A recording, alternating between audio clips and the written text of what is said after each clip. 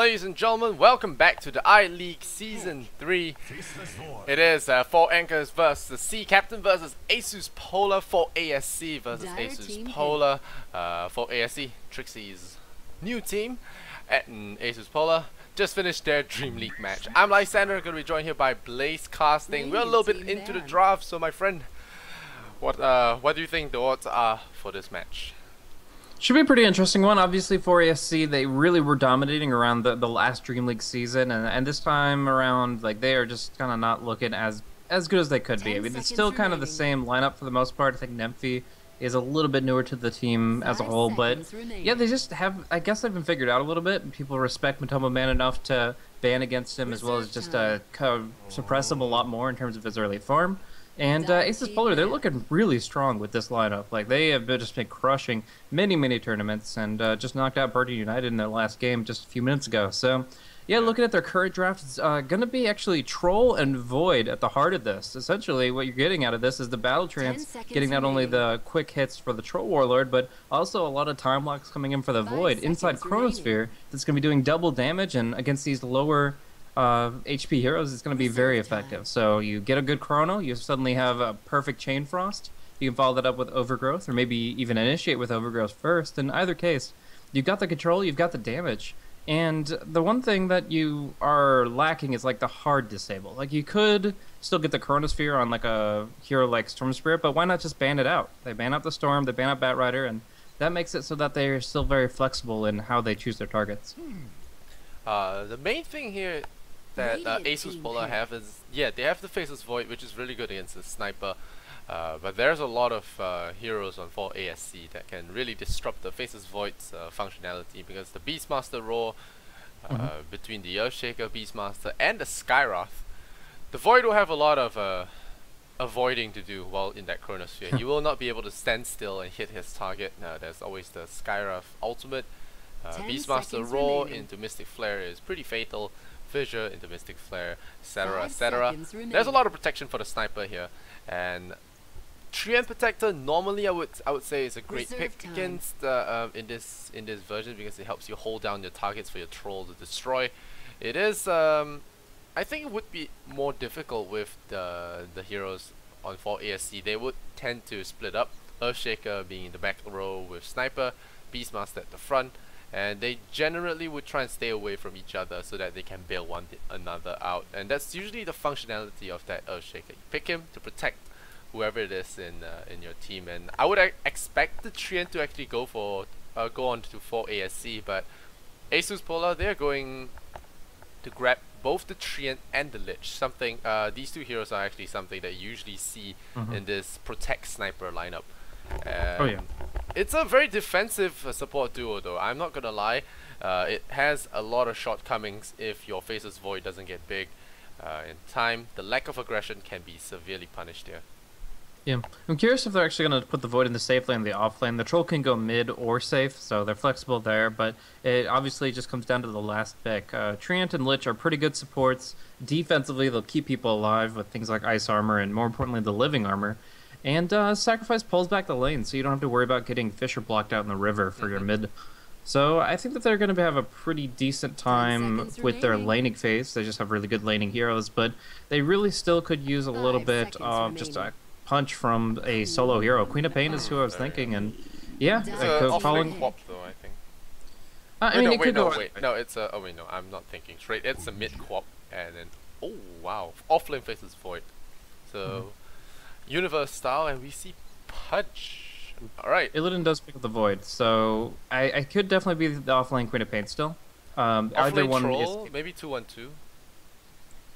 You could have the Lich on that offlane. Oh, they're swapping. They're swapped. Okay, so Illidan is on the Troll. DK Phobos is taking the Void offlane, and G will be your mid Queen of Pain. It all comes together pretty clear. The thing is, the Pudge, this can't be normal, right? I mean, Pudge is rarely normal unless you're talking Navi, and even then, Dandy has complained that he doesn't get to play enough Pudge. But hey, Pudge! Alright, we should be more excited about this. Woo! Yeah, I'm not complaining, but everybody's complaining about the Troll and Sniper. It's like Store, we've seen this all the time, but I'm just surprised he got through the banning phase. But now as this 5th pick, we're going to be seeing Nemphy running on this Pudge. Now, hook as the out of Earthshaker the has chrono. boots first. That could be something, you know, hook out chrono. It will serve as a frontline tank for that sniper as well. I think that's all very good. We'll see how well it works. You know, you always want to see the unorthodox pick work. So, although Asus.Polar are going to be heavily favored, I think. Would you say heavily favored or one up? I would. Yeah, I mean they're definitely favored in this match. I'm not sure if for the entire match that's like, oh, they're guaranteed 2-0 or anything like that. Probably closer to 2-1 than 2-0 status as far as just how much of an advantage they have team-wise. But with this draft, I'm almost certain that they're going to be able to manage it unless we see some insanely good Pudge play. Like, this Pudge has to dominate to be really worth the pick. Yeah, support Pudge has been making some waves, and it has a lot of merit with the level 1 hook being amazing now. So we'll see how it works out for him. Asus.Polar are going to be on the Radiant side. We have God Kill Them All, or G for short. On that Queen of Pain, one of the most dominating mid heroes in this version. DK Phobos, Faceless Void off lane. We have the Lich played by FNG. Elegant Stormrage played by Troll. Lil playing his Treant Protector. Now Trixie doing what Trixie does, which is give up first blood. And oh, it might not even happen. Yes, it will. Give it to the Troll of all people. And oh, he's actually salving up. He might actually get out of there in time. I'm not sure he should have used the salve, to be honest. And well, he's gonna feed the first blood as well as the boar over, as well as waste the salve. So that's pretty huge, to be honest. And oh, Trixie's dead, so first blood will not be missed. So yeah. You can run through 4 ASA, I guess. Yeah, I'm kind of surprised that they went for the ward there on the Beastmaster when the Earthshaker could do it with his boots. He's just that much faster. But yeah, they took the risk. They take a loss. And yeah, the remaining members of 4 anchors. We got Boogie, Earthshaker. Oh, middle lane, G, who playing chicken with that sniper. Yeah. He brought more regen though, right? Yeah, the salve was already available for Queen of Pain, so G's happy to make that exchange and leave Sniper just sitting here with almost nothing, but until the courier brings out that salve. Boogie's actually gonna have to. Waiting for level 3, you could actually get a kill if Sniper decides to be greedy. So, but yeah, that's one of the things with that Queen of Pain. If you get a salve early game, get 2 Tango Shad onto you. You can do this blink in his face, Shadow Strike, and then trade right clicks, or walk up to him, trade right clicks, and blink out at the last second. With that 1300 range, is just ridiculous. But unfortunately, Sniper is going to cheat and get Earthshaker's help here, and going to restore the Fool as well. So everything's the same. So G's early aggression will have not really paid off. But for ASC, they have that Earthshaker waiting middle. Like I said, it's a danger to Queen of Pain if she's not careful about this. She cannot blink in on that Sniper because of Shaker. So I want to talk about this top lane a bit, man. We got this Pudge here playing carry role. He will miss his first hook very clearly there. Just bloody creeps in the way. Oh yeah, but carry Pudge. Yeah. Essentially, yeah, Volix is going to be supporting pretty hardcore here. So Nymphy, Basti early actually really like this. Many more hooks for the laning phase, just because that regen. So you kind of scare him off a little bit, go to good concussive, get the good Queen of Pain kills the hook in the middle with the help of the Lich. Yeah, just coming in a little bit of nuke here and there, and yeah, they I love that bounty sound. But yeah, no, the Earthshaker, he's fast, but he's very low armor. So if you get the blink on him, get the Shadow Strike on him, he's still going to be taking a lot of hits, and it's not like Queen of Pain's right click is low at all. She's actually hitting for 68 before the double damage comes into effect, and yeah, it's scary stuff going up against her early on because of her mobility and obviously just getting a little bit of assistance from FNG. Yeah, the important thing about Quap though is, I mean, her crushing a lane is a given, almost a given, because of how strong the hero is. The important thing is whether G can play out this game without dying at those crucial moments with those high streaks and give it over to the wrong hero. Because the biggest weakness about Queen of Pain this version is the rubber band. She really suffers from the rubber band, so the only way to really avoid this is to, I know it's a tough call, but not die. So you have to play a Queen of Pain very conservatively to some extent, or if you are willing to take the risk, pray you don't die when you go for those offensive attacks. So between Beastmaster, Skyruff, and Earthshaker, there are a lot of things that can kill this Queen of Pain. So she has to be very careful in this game, even if he crushes early. Especially if he crushes early, he will have a streak that could be given to the sniper at any time. But yeah, carry Pudge, a little odd, I must say, against a Troll and Void. I'm not sure how well it will work out though. Yeah, I mean, we'll have to see once he starts to roam around towards level 6, maybe, or if he gets a little bit more setup. Right now, the Lich pulling back the lane constantly makes it difficult for him to really build momentum in the lane, and if he hooks before the Time War comes out, it's far less likely he'll get the kill. Down bottom, though, the last axe comes through, and he's able to tower dive thanks to the living armor here, even though the boars are doing a lot of damage against him. So it's just the Beastmaster being very low level. Oh, gee, middle lane! He does actually go down. Shrapnel. And he loses that haste rune. Oh no, he will not. Oh no, Boogie might be in trouble if he. Oh, he's gonna be in trouble. He does have fissure here. He's gonna take some damage. He shouldn't die with the shrapnel help. Yeah, now the score is 3-1. Asus.Polar. They do concede that Queen of Pain kill. Like I said, you know, Queen of Pain don't really want to die because you ruin your snowball. Your momentum is gonna be very important, and you need all of that. Every ounce of that momentum to be stronger. Now Earthshaker gonna get pounded on. There is no fissure. It is available at 1 mana, and he's gonna die before that. So a great gank coming out from Lil. He is haste top lane. Bolix taking a hit. Time lock comes through. One more right click. Easy peasy. DK Phobos, the offlane void, claims a life. It's actually gonna throw a punch too. Gets the bash. Another bash. Might get killed. One more. No. The Fisher splits it up, but still. Just using the Orb of Venom, getting the right clicks in, getting a couple lucky bashes, and suddenly the lane is won. Like, this is huge for the top lane. Already kind of winning the creep war because of sacrifice, but getting the kill against the Skyra. This is really thwarting what 4ASC wanted out of this top lane. Yeah. The thing is, for ASC, I feel like they might actually rotate Shaker or Skyra to get level 6 after the Pudge does, which he has. No, well, he's level 5 now, but once he gets level 6, maybe they switch it around, you know, give it a quote-unquote semi-carry Shaker, a chance, Skyra some space to make some items. I'm not sure, because Pudge doesn't need all that farm. I mean, he needs that level 6 and then he can start wrecking 7 maybe, but he doesn't really need a lot. Only needs a couple items. I mean, Earnest Shadows would be really nice for him. Blink Dagger obviously great, but yeah, really, it's not that big of a deal for him to be able to build up the gold so much as the experience. Frost Blast hits on 2 as well, and that's a Skyra in a lot of trouble. With the Sonic Wave, though, blink forward. You could get a double kill here. Queen of Pain gonna get trapped out. He will take out the Skyra mage. The Fissure is blocking them out. And yeah, well, it looks like he did blink forward to drop that Sonic Wave. So it's now 6-1 for ASC, already taking some heavy losses early game. Yeah. So with this skill build, Faceless Void actually has some pretty good kill potential at 6, even with passive items. Because of the Battle Trance, he's going to be time locking in that Chrono hard, and most heroes are going to be brought down very low by that. Like, Pudge has to be careful not to drop lower than that 500 health that he's currently at. Otherwise, DK Phobos plus Battle Trance, that's a kill. Yeah, the Battle Trance is not just good for Troll himself, it's good with a lot of those heroes that tend to use Mask Commanders, and Trixie is about to die again. Nope, the Axis will land, and that should be a death. Yeah, another thing, the Treant hitting fast with the Battle Trance, that is going to be traumatic. And nope, top lane once again, Nemphy going to get caught out by that Chronosphere. This game is just not working out for ASC, as much as I would like to see a Pudge work a lot for this game, but Asus.Polar are destroying this game. They are on a roll after that game versus Burden United, and now they're feeling good in this game as well.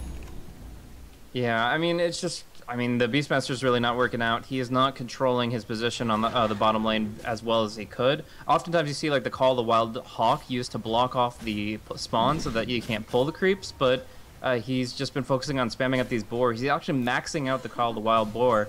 And that helps a bit as far as the slow against the troll to kite him back and to try to survive, but there's no way that Trixie bounces back from his laning phase. Like, he doesn't get easier kills with the roar, and he doesn't farm Ancients very quickly. Yeah, because of the low level, and he hasn't stacked anything as well, which is very odd considering that on the off lane you're kind of supposed to do that as a Dire Beastmaster with your axes, but he has not been in a position. You can even do it with the boar now because you get that at level 1. Oh yeah, but he hasn't been actually doing it. And DK Phobos, because of that Lich, he is actually enjoying a lot of benefits here in that off lane. A lot more than he should. 2 kills and 30 last hits. The CS score is just the entire story right here for the whole game. It's 8-1. G having dominance in the middle lane, has got his threads as well as the double null talismans. He's going early aggression, building the double nulls. And we'll see if he goes BKB first. Do you think BKB first will be good this game? On the Queen of Pain? Yep. Oh, Trixie, bottom lane once again. There's Skyra to bail him out this time. There's the roll. There is no Sonic Wave though. so I'm not sure how they can achieve this one. And now Scarif Mage might be in the wrong place, wrong time. Lil running forward, gonna look for him with that lead. See the Queen of Pain, the Sonic Wave once again takes him out. Assassinate coming in on Illidan, gonna be cancelled out by the sniper. Trixie running through the trees, he's trying to avoid G on that Queen of Pain. There's the Assassinate, will take him out. Maturberman, I don't know how to pronounce that name, Maturberman. He's gonna jump forward, blink, scream out that Beastmaster. Earthshaker still looking for it.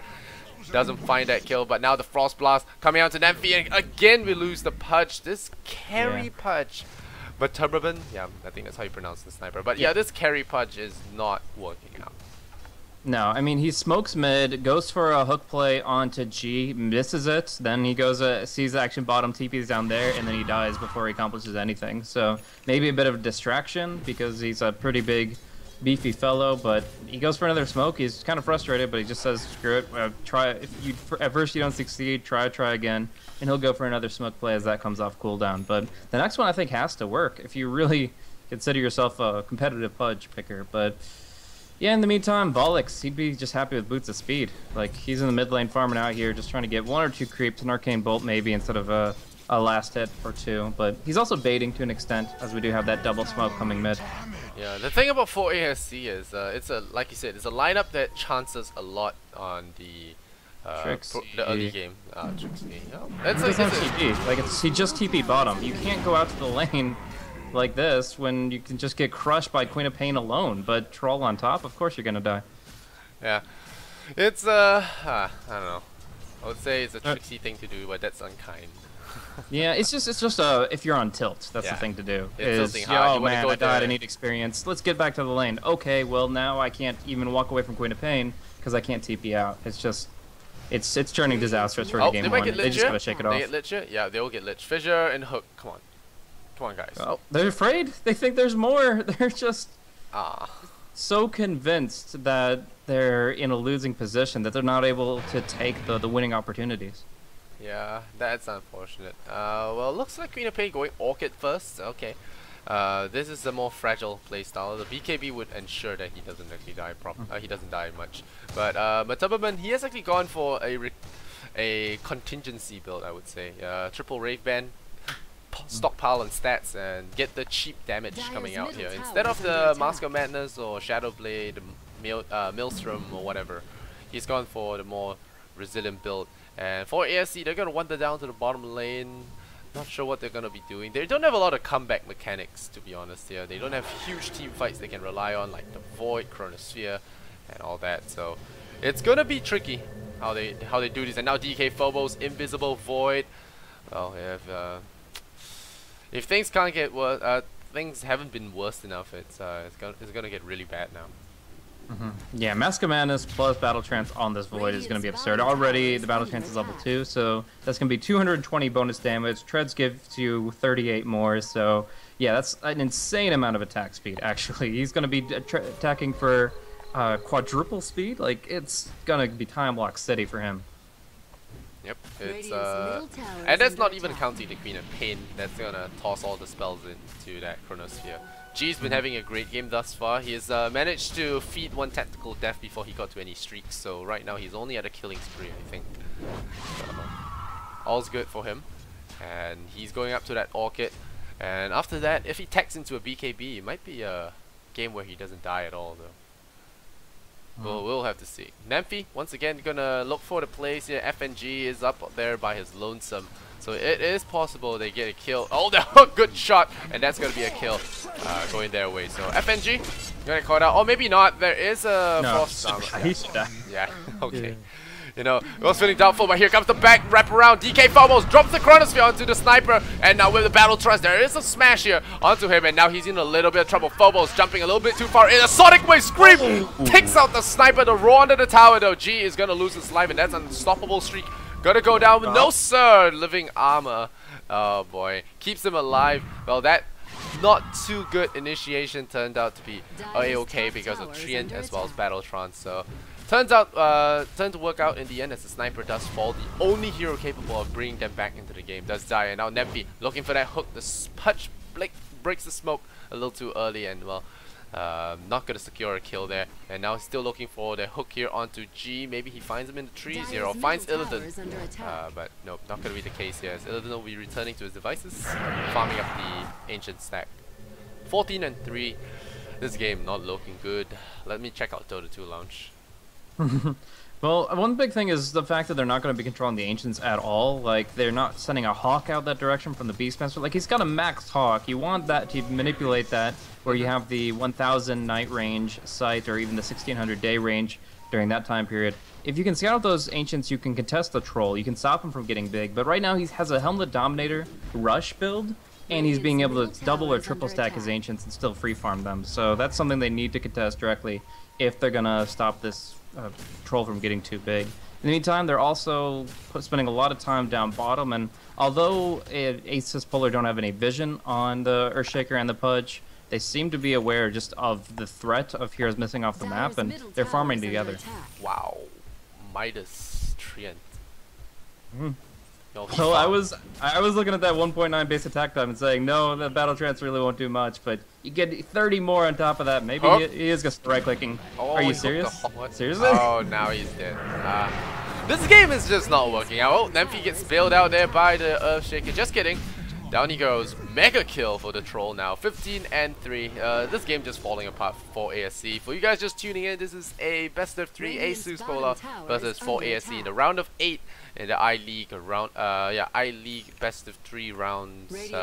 Loser goes home. It's a single elimination for you guys that are wondering. So you don't have a lot of second chances here. You have 1 second chance because it's a BO3, and after that, well, you gotta fend for yourself because a loss means you're out. And right now it's looking pretty bad in game number 1. Hopefully they do have a better draft in game number 2. But you know, this sniper, he still can do some great things if he gets in the proper positioning. It's gonna be tough with Void and Quap always on his ass, but Earthshaker and Beastmaster, they will have to play it right to bail him out.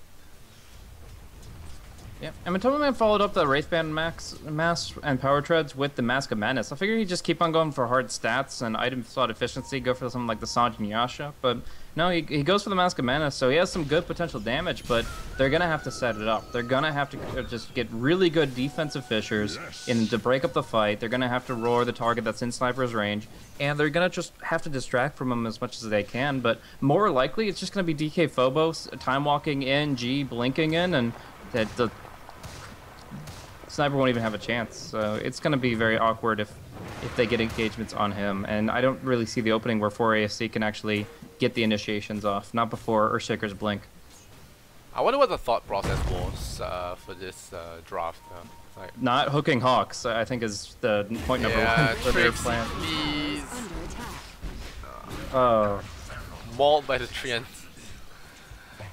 It kind of hurts when he slams at you at 111. I actually want to see an attack speed build. I want to see you go treads and just start wailing on people now. Mask of Madness, Treant, make it happen. Good. Mask of Madness Blink, I think that will be good. Poor Man's Void, or is it really Poor Man? I don't know. This game's looking pretty absurd right now. It's like a bully stealing candy from a baby.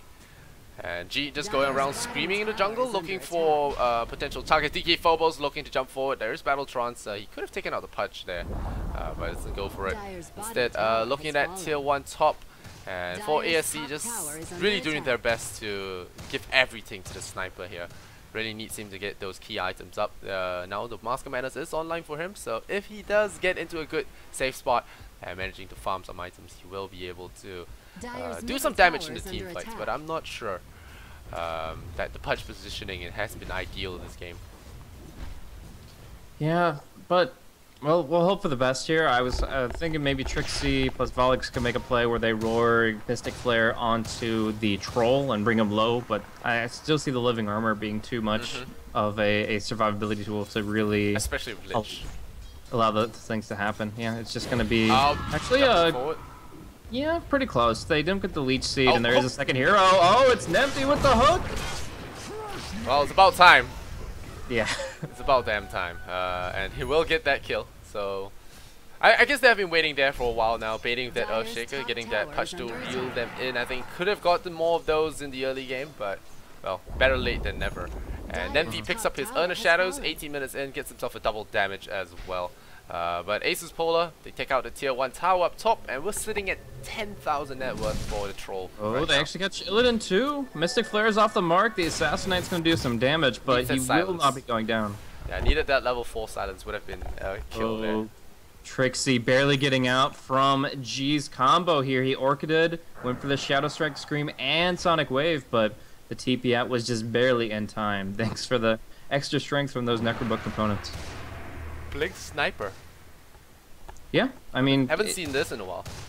Yeah, it's kind of the situation where you have to dodge Chronospheres at all costs. If you don't blink out of a Chronosphere, you're dead.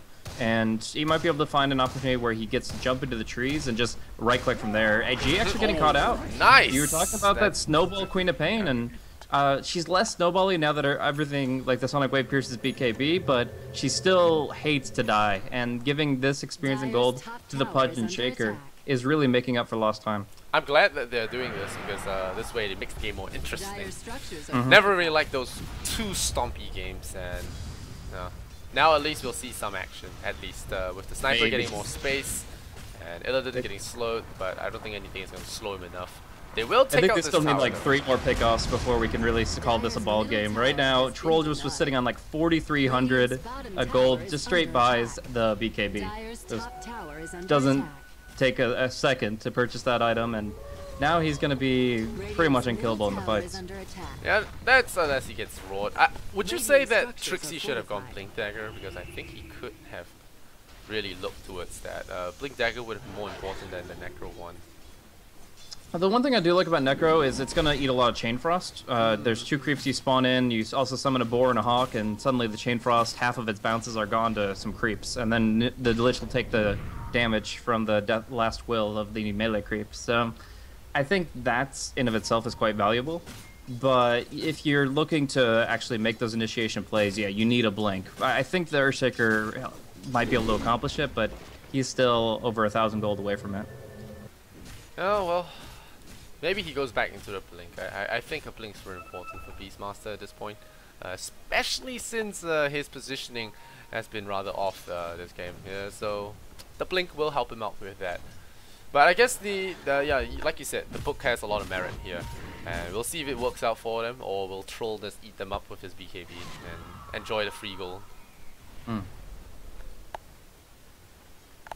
Well, for now, it's just going to be kind of spreading. No, Troll goes. He's like, I got a BKB, boys. What are you going to do about it? And obviously, like you said, the Roar is still a big factor. Dismember as well. Big Sables, but ideally, you're going to have the. Oh, they're going to TP people in, and they're looking for that bottom lane initiation. The Treant's going to root them up, and Maturbaman now in a lot of trouble. There's a BKB4 Sonic Wave. Goodbye, sir. And down he goes. BKB forced out here by Illidan Stormrage. Not sure why he thought that was necessary against a fleeing sniper, but I guess just for intimidation. Getting bigger and yellow will actually scare him off. So, well, for ASC, they lose the sniper again. The Treant Protector just being very annoying. He's like he's just like a stalker, you know, he appears at any time, and then he has that leech seed, that pounding on his head, and Faceless Void going down the middle lane. Another successful roar, or was that, yeah, that was a successful roar into Mystic Flare. So, good kill, once again, for ASC. They get a few more, but they trade a sniper for it, so. Still not a ball game, as you say. Right now, it's still children's hockey. Oh, that's sad. I played left defense, man. You just can't. You can't. Okay, but I don't even know how children's hockey works. It just came to my mind. But yeah, Faceless Void. I was on the orange team and proud of it. All right, some Blaze history. Blink Dagger coming up for the Troll, man. There you go. They just want to look for Sniper, man. They just want to kill him. Get quick jumps, Trixie, easy pickings, even heavily baited. I think Trixie might still die. No, they do get the silence, and he's going to be on the run. He came in 1 second, the Boar looking for him, but nah. The Troll is just too strong right now. They don't have enough firepower to take him out. Trixie, very lucky to have survived there. He's 0-6 this game, really not the best game for him. Some games he just does amazing, and some games he just tilts really hard. And wow, look at all these Midases. Asus.Polar, no respect, man. Going straight for the Midas play. They are very confident in this game. Yeah, I mean, they can build up and just kind of make sure that they get their victory a little bit. I mean, the Sniper. Wait for that Lich. I think he's just gonna walk it off. Yeah, your sniper dies instead. Oh boy. Doesn't even do any damage to FNG. He's just like, yeah, I got a living armor. Okay. Yeah, I'm gonna walk this off. Illidan finding Boogie. He's got one stun. Does actually bring a second one, but there's that BKB. Looking for one bash. Just the one to book out. Actually saved his life for a moment. And they're gonna rip him. So now it's just an easy DK Phobos Chrono and the Sonic Wave. Yeah, this is getting stupid. Now Jeep jumps forward looking for Nemphy. Dive it. There we go. Russian style Dota. We're doing this. Living armor up. Frost armor as well. Oh, he gets hooked back then. Nearly gets bitten under the tower. Would have been really disastrous there. But G gonna survive there. And yeah, like I said, he builds into BKB after. So it's a good tech. It's a good choice of item after this. Like BKB makes all that burst damage from 4 ASC pretty negligible. And with living armor, physical damage is not gonna cut it. Not for now at least. And we saw how badly the sniper did against that Lich earlier on, and well, poor guy, gotta be forced to build into a maelstrom for extra damage now. Yep. So I mean, it's just like if you actually commit the roar to one hero, the other two are gonna just blow you apart. As long as they can avoid a full duration dismember, which they have silences and other disables to prevent that, they're pretty confident to take every fight outside the base. The question is, when do they actually start committing to high ground? And I would assume it's after they actually go for Roshan. It's really surprising to me that a troll lineup hasn't gone for Roche this entire game, and they're just leaving on the field. G, going for Volix here, does silence 1 for 1, BKBs it off, gets the last hit, and he can blink out if necessary. Yeah, this Skyriff Mage has not really offered a lot. I mean, they were thinking like, okay, if Patch lands the hook, we can get a nice Sonic Wave, I mean, a nice Mystic Flare off. But so far that combo hasn't worked out really well for them. And Skyriff, if not played well, this tends to feed as he has this game. And well, we're gonna look at Illidan here. Oh nope, getting caught out. He thought he had to jump on the troll, but in the end, he got jumped instead. That high ground observer ward for Illidan does give him the initiation opportunity, and you know, he takes it with the blink dagger. And well, 22 and 6. This game, it could be over any time now, but I think for AFC they want to just work this one out, you know, maybe take a little time to talk about it. I'm not going to mince words here, this game looks pretty impossible for them. Yeah, it's tough.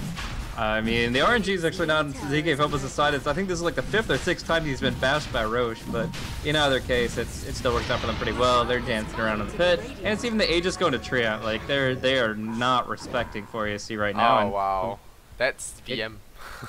Yeah, a little bit. I would say that's BM. Yeah, that's total BM. I want to see the Treant get something funny though. Yeah, he's got Blink. There we go. Doesn't want to go for Mask of Madness. That will be the ultimate disrespect, I guess.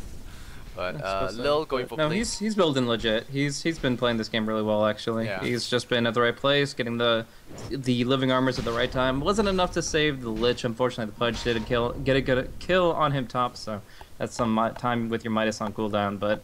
Overall, it's not the most impactful thing. It's certainly not going to put 4 ASC in the driver's seat for this game. It is more of a distractionary play anyway. He was there to make some space, ensure that 4 ASC was nowhere near that rush pit. Maybe. I think he was there for that reason. But yeah, the little kills here on Pudge at this point are just too little too late. They really need those big team fights. A full team wipe is what they really need to get back into this game. You know, that rubber band needs to take effect. And 1 or 2 little support kills here and there by the Pudge is not going to matter. Chain frosting the creep wave here. There's FNG, man. This guy. Oh boy. Well, G now going for that ultimate orb. He you might see him actually go into Skadi here, or maybe go to a Hex.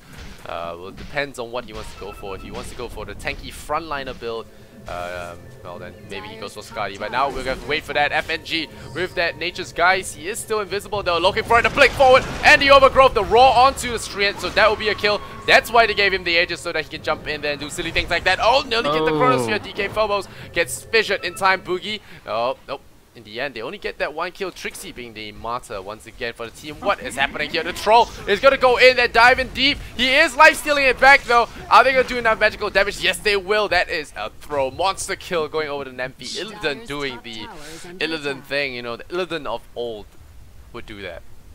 diving into the enemy base past tier 3s for that singular kill. I guess he got sniper, so at least he did get sniper, but no reason to be giving away a monster kill like that for no reason. And Nemphy gonna be a lot richer now, nearly at 2,000 gold for that singular kill alone. And looks like G is going Lincoln Sphere, so any kind of blink initiation will be lost on him. Yeah, everybody's gonna be going Lincolns. Illidan has got one on the courier pretty much, and the one in Quitted Pain should be coming out very soon. There it is. So essentially, anybody with a BKB up wants a Lincolns so that they can't be roared while they're BKB'd, and that just means that the person who the 3 other heroes that can be stunned could be stunned by just about anybody. They could be taken on by the Earthshaker or whatever. It doesn't matter about if they're disabled or not, as long as the people that are immune to one thing are immune to all, and that's gonna be the BKB Lincolns combo. Well, FNG seems to be going E-Blade. I don't know about you. It looks that way. Well, smells like E-Blade, man. Yeah, I don't really feel like the Ghost Scepter naturally is that great this game. It really only stops the sniper's damage output. So there's only sniper's damage output. Yeah, he's going Liquid Sphere too. So how he is? Yep. What a shame. You sure it's not Battle Fury? Because Nah, it's just mass Lincolns. Suddenly the Dismember and the Hook, or sorry, the Dismember and the Roar don't do anything really. Yeah, you can shield your teammate as well. I mean, after their Lincolns goes out. Oh, Phobos! Oh, come on, Phobos. Can't be doing things like that. He's gonna jump forward, dodge the assassinate. Maybe he dodges it. Ah, man, it's all skill. And now FNG is gonna jump forward. Nope, he's gonna get caught out by the Boogie Earthshaker, but Troll's in here to claim his prize. Illidan Storm Rage coming in with that kill. The Fissure will land though, blocks that Lincoln Sphere, blocked by that Lincoln Sphere, and now the sniper lowers that shrapnel. Gonna shoot at Illidan, but doing no damage at all. Blinking into the jungle. Where is he aiming for? He's aiming for this fight. G loses his Lincoln Sphere now. It could be roared or no, he already got roared. The Lincoln stopped it, and Trixie just wasted his ultimate. Now has nothing to stop this troll, but luckily they get some distance here. Nemphy has the hook. Might pull him into the base, but nowhere outside of it. And so yeah, the Lincoln's already doing its work against Beastmaster. Trixie against a non-BKB target does have the option of, after summoning Necronomicon, using the mana burn from the range creep, and that will allow you to break the Lincoln Sphere without really a big cooldown wasted. But if the BKB is up, then this is just a hero that cannot be controlled, and it'll break loose from it pretty hard. And yeah, you mentioned the Lich being able to put the shield on the Void, and he's probably going to do that as much as possible. Just give him Ice Armor and Lincolns every time he sees him, and TK Phobos will be able to man up too. Yeah, he was very lucky there, dodging the assassinate, not being punished for his over-aggression. RNG just favors the bull. And Illidan, he's built that Lincoln Sphere now. I guess they realize they don't need that much damage. You know, normally you would say tech up to build a lot more damage. You know, get a crit, get your Mjolnir. But I guess with Troll and the amount of damage they're outputting right now, they don't need the damage items. They can sidetrack for the Lincolns for now and rely on that later on. So this mass Lincoln's build up, it's gonna be frustrating. Yeah, and it just kind of renders a lot of their picks irrelevant. Like, Beastmaster didn't get anything accomplished in the lane. It's not like he's farming quickly to get a bunch of cool auras, no Vlad's AC coming out from him. Just the Necro, and then the Roar is pretty much his duty in these fights. So he's 0-8, wow. Yeah, along with the fact that Pudge can't take somebody out of the fight with Dismember, like, just mass Lincolns renders half their lineup useless. Even Assassinate. Even Assassinate getting blocked there. Oh, we're gonna jump forward once again. Trixie 0 and 9. Down he goes. Troll Warlord will take him out. And then, like I said, this is the Necro unit speeding. And no, Phobos jumps on in. And the Mystic Flare is gonna dislocate him for a little bit, but he's gonna just walk away, walk it off. Earthshaker drops a big Echo Slam, but it doesn't do enough damage. It's just for show, light show at this point. BKB forward, G jumping for that punch. It's a triple kill for Illidan now. Do we hear Ultra 4-staff into a wall there? And G will claim that mega kill. 28 and 9. G looking for even more there on that high ground. Doesn't find it. And we'll end a dominating streak. There's a blink forward here. Illidan bashing away that tower. And for ASC, I don't see what they can do at this point. This game has been pretty over for quite a while now. And they're going to buy back punch into this game and try and make a pitiful attempt at stopping them right now. But it's going to be tough. Look at how little this thing will do. Nothing, actually.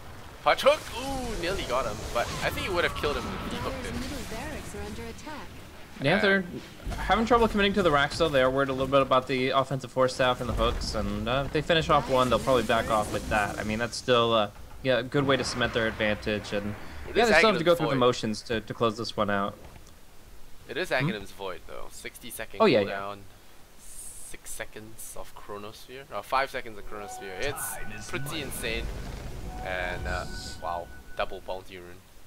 Yeah, Aghanim's Void is not the strongest build when you don't have a Troll Warlord, just because you kind of want the Void to do some damage in the Chrono, but when you have a Troll, it's almost a must-have, just because you get so much out of your ultimate, and Boogie actually gets a nice stun here. Pudge gets the no-hook, just holding it, goes to the dismember, but just gets silenced. Right now. Yeah, Nephi getting Sonic Wave, that Matubman, and with that Mask of Madness, really unable to do anything. G with the Wicked Stick and the double kill. And that was after feeding off an unstoppable streak as well. G has been taking names non-stop this game. That was a 4v2. Yeah. It could have been a 1v4, you know, with Troll. I think it would have been a 1v4. Less deaths, but they wouldn't have been able to kill Troll, I think. What's he going for? A point booster? Oh, Scotty. I was like, Aghanim. But yeah, it's gonna be a Scotty, but you rarely see point booster first, especially for Troll. Yeah, it's true. I mean, he definitely likes the ultimate orbs, but you look at the core here, and it seems the little squid fella here has got the ultimate orb front covered for them. Wow. Okay. Okay. This game is looking good. A lot of ultimate orbs in this game. Yep.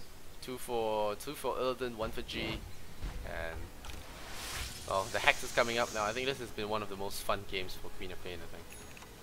Just crushing it. It's a 35,000 goal lead. 40,000 now. I think I've never actually casted a game that hit this high before. It's so one-sided, and the other team didn't bail out. You know, it's it takes a lot of factors for it to be this one-sided.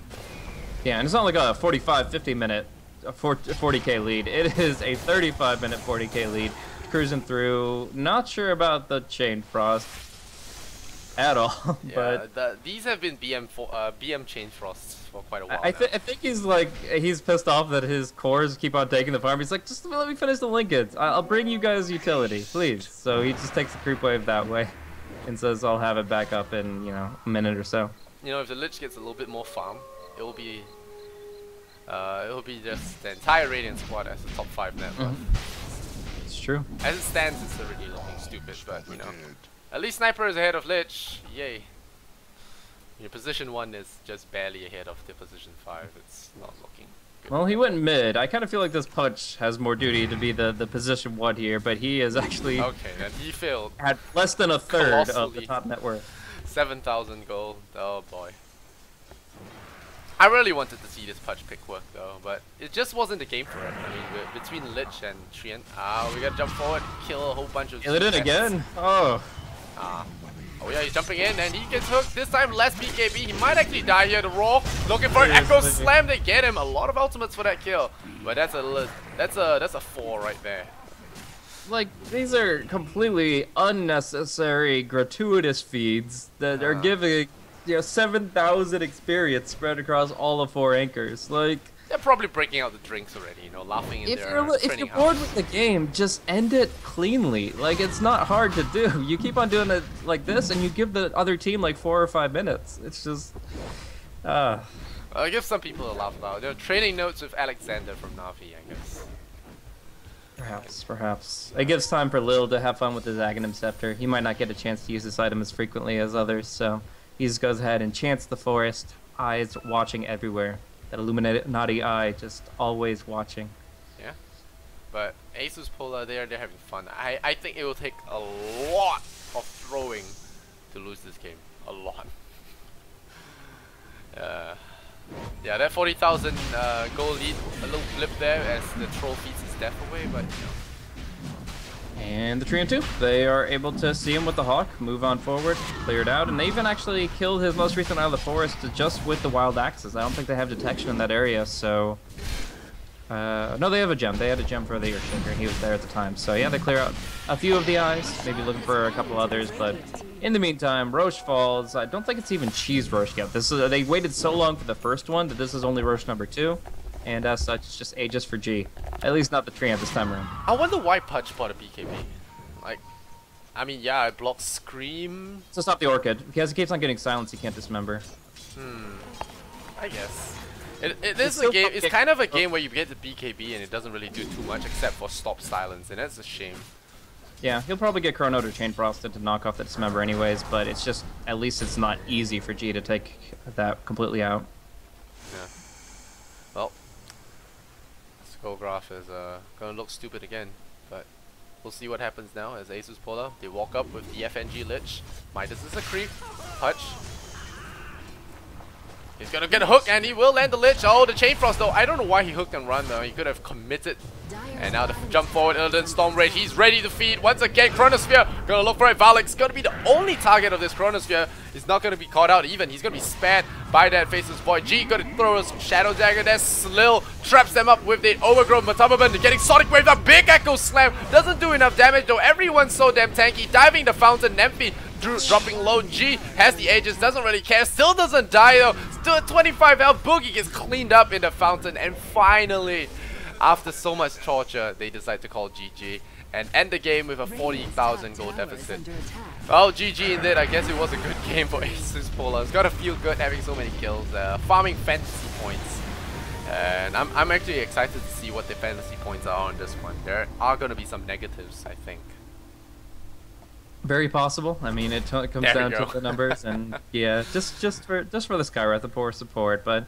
Yeah, you've got quite a bit on a few of the cores there for Asus. They played it really smoothly. The deaths, for the most part, seemed completely unnecessary, but I mean, you got to give style points to Chi at the end there. Diving the well, still getting all those kills, and then, yeah, of course, he has to kill Matoma Man Slark Effigy because that has been the bane of his existence in the past. But no, this is a clear-cut win for Asus.Polar in Game 1. Not really much to talk about, and hopefully for ASC, bring a different draft and mentality to Game 2.